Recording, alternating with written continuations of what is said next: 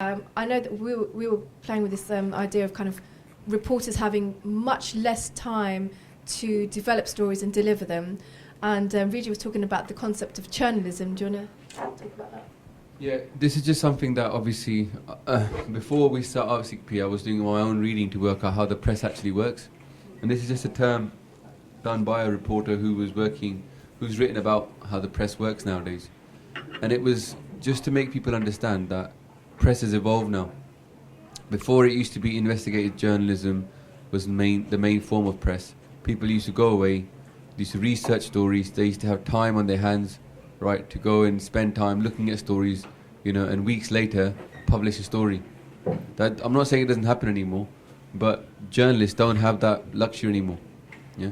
So what it tends to happen is they tend to get a lot of their news now off these 2 or 3 PR wires, right? So what are they paying like? Reuters, yeah, and Associated Press, AP. So people are signed into these news feeds. It's like a Facebook news feeds, but it's a different one. So just news feeds, stories upon stories upon stories. And most of the stories on there are actually press releases. Press releases that people have created. They put quotes in, they've put in their own pictures, they put in their own video sometimes even. And so how the press is, they've got X amount of time to now write their own article and get something ready for the website and do something for the radio, right?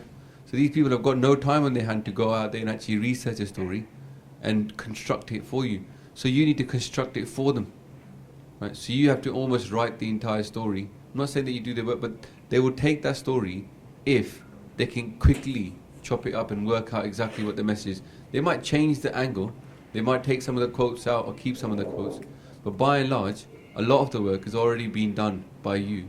And then you've given them the quotes and the people they can call to check if that quote is right or not.